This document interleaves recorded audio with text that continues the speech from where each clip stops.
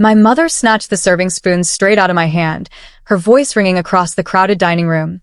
"Don't fill your plate, Charlotte. You didn't pay for this." My golden child sister, Lauren, smirked, sipping her wine while our relatives stifled cruel giggles. They all thought I was the family charity case, the low-income daughter clinging to their wealthy coattails. What my mother didn't know is that I had anonymously paid the $12,000 venue deposit, catering fee, and high-end bar tab as an anniversary surprise for them. I didn't scream, and I didn't cry. I simply set my plate down, put on my coat, and walked out to my car. 2 minutes later, I canceled the credit card authorization at the front desk. Follow my story until the end, and comment the city you're watching from so I can see how far my story has reached. My name is Charlotte Bennett. I'm 34 years old, and for as long as I can remember, I've been the invisible ghost in my own family. To my parents, my existence was a mild inconvenience compared to my younger sister, Lauren. Lauren was the golden child, loud, glamorous, and endlessly praised, despite bouncing from one failed business venture to another, while my parents quietly funded her lifestyle. Meanwhile, I took the quiet route. I worked my way through college, built a solid career as a senior financial analyst, and bought my own modest condo. I never asked for a dime, never caused drama, and never bragged about my earnings. But in my family, financial independence didn't earn you respect. It just made you easy to ignore. To them, I was just the boring, low-income daughter who lived in Lauren's shadow. When my parents announced their 35th wedding anniversary, they wanted a lavish celebration at the Grand View, an ultra-exclusive venue downtown. They envisioned an evening of luxury surrounded by 30 of our wealthiest extended family members and friends. But behind closed doors, a very different reality was unfolding. My father's small business had taken a massive hit that quarter, and my parents were quietly drowning in panic, unable to cover the steep costs required to hold the event. Seeing my father stressed to the point of sleepless nights broke my heart, regardless of how distant we had become. I knew that losing face in front of our elite extended family would crush him. So, 2 weeks before the party, I made a quiet trip to the Grand View and spoke directly with the general manager. Without telling a single soul in my family, I handed over my credit card and signed an authorization form covering the entire $12,000 event package. That included the private dining hall, a 4-course customized meal, open top-shelf liquor, and the service gratuity. I explicitly instructed the manager to keep my name off the invoice until after the event. I wanted my father to enjoy his milestone without feeling indebted to me. On the night of the anniversary, I arrived wearing an elegant, tailored red dress I'd saved up to buy. I walked into the ballroom expecting a warm, celebratory atmosphere. Instead, as soon as I stepped near the head table, my sister Lauren shot me a look of cold disdain. "Oh, look who decided to grace us with her presence," she sneered, swirling her glass of expensive champagne. My mother didn't even greet me. She simply scanned my outfit with a critical eye, clearly annoyed that I wasn't cowering in the corner. I smiled through the chill, taking my seat and reminding myself that I was here to give them a night they'd remember. The waiters began rolling out the lavish buffet tables, filled with prime rib, seafood towers, and imported delicacies that I had carefully selected from the catering menu. The aroma filled the room, and the guests naturally formed a line, chatting eagerly. I stood in line quietly, picking up a plate and reaching for a serving of the roasted beef. Before the spoon even touched my plate, my mother's voice sliced through the murmurs of the room like a razor. "Don't fill your plate, Charlotte. You didn't pay for this." The entire dining room fell into a dead, suffocating silence. 30 pairs of eyes snapped toward us. My hand froze midair, the serving spoon trembling slightly as the blood rushed to my face. My mother stepped closer, her expression twisted into a bitter sneer as she looked at my plate. "This is an exclusive event for people who actually contribute to this family," she continued, her voice deliberately loud enough for every aunt, uncle, and family friend to hear. "Your sister worked endlessly to make this night happen. You're just here freeloading on her generosity, as usual. Have some dignity, and leave the good food for the actual paying guests." I turned my head slowly toward Lauren, expecting her to at least look embarrassed by our mother's outburst. Instead, my sister leaned back in her chair with a smug, triumphant smile. She slowly raised her wine glass toward me in a mock toast, silently confirming the lie. She had let everyone believe that she was the wealthy, generous benefactor who had paid for this entire magnificent evening. Relatives at the neighboring tables began whispering, hiding cruel giggles behind their cloth napkins. To them, I was just the greedy, low-income black sheep trying to eat off my sister's hard-earned dime.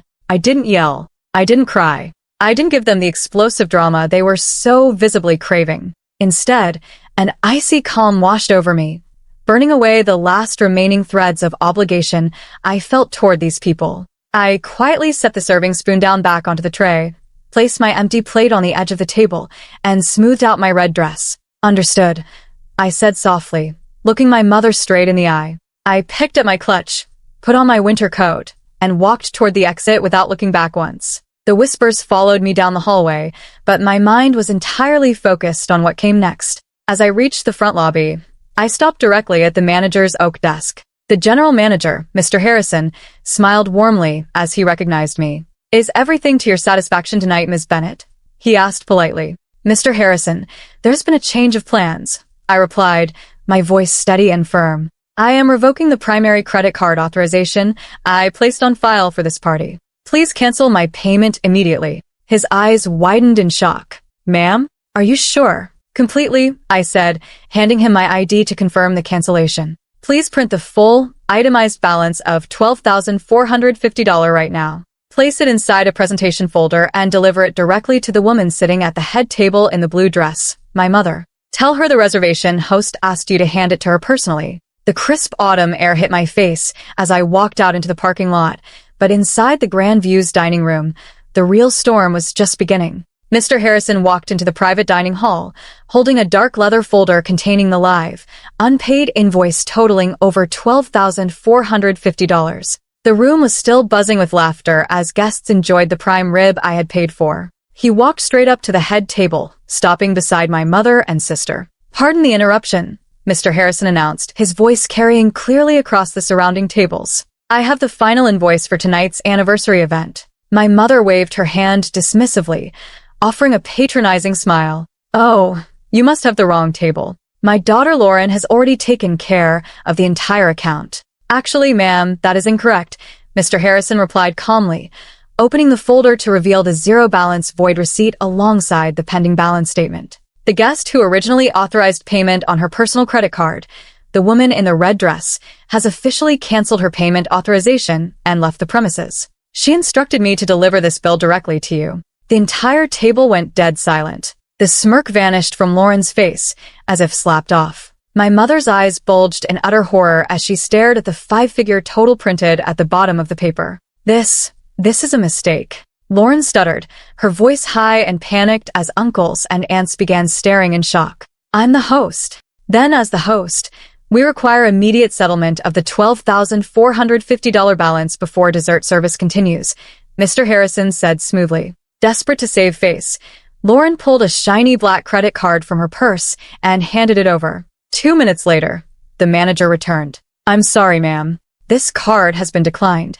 The silence turned into horrified whispers. The illusion was completely shattered, exposing my sister's fake wealth and leaving my parents stranded with a debt they couldn't pay. By the time I reached my condo, my phone was practically exploding on the passenger seat. I had 14 missed calls from my mother, 8 from Lauren, and dozens of desperate text messages flooding in from extended relatives. "Charlotte, what did you do? Come back right now. You embarrassed us in front of everyone. Pay this bill immediately. You selfish brat." I sat on my sofa, poured myself a calm glass of wine, and finally answered my mother's 15th call. "How could you do this to your family?" she shrieked the second the line connected, her voice trembling with raw panic and embarrassment. "We are trapped in the manager's office. They won't let us leave until someone pays $12,000. Lauren's card failed. Your father is humiliated, and everyone knows we don't have the money." "You told me I didn't pay for the food, Mom," I replied, my voice disturbingly calm. "You made sure 30 people knew I was just a freeloading guest. So I decided to act like one. Guests don't pay the host's bill. Charlotte, please." Lauren sobbed in the background, her smug arrogance completely shattered. "If this gets out, my reputation is ruined. Just put your card back on the file." "You wanted credit for throwing a grand party, Lauren," I said firmly. "Now you get to pay for it. Don't ever call me again." I hung up. In the end, my parents had to take out a high-interest personal loan on the spot, backed by a reluctant loan from my uncle, just to avoid having the police called. Their golden standing in our social circle was completely eradicated in a single night. In the months that followed, I made the best decision of my life. I cut off contact with my mother and Lauren entirely. I changed my phone number, blocked them on all platforms, and focused every ounce of my energy on my own growth and peace of mind. Without the constant weight of their toxicity dragging me down, my career flourished even further, and I finally felt a deep sense of freedom I had never known before. They thought they could publicly humiliate me and use me as a punching bag without any consequences. But they learned the hard way that when you push away the only person who secretly held you up, you end up falling on your own face. Standing up for my self-worth wasn't just about getting revenge. It was about reclaiming my dignity and setting a boundary that will never be crossed again. Now, I'm curious about you who listened to my story. What would you have done if you were in my place? Have you ever had a family member take credit for your hard work or treat you like a second-class citizen? Comment your thoughts below. And while you're there, don't forget to check out the 2 other story favorites popping up on your screen right now. They will definitely surprise you. Thank you for watching until the very end.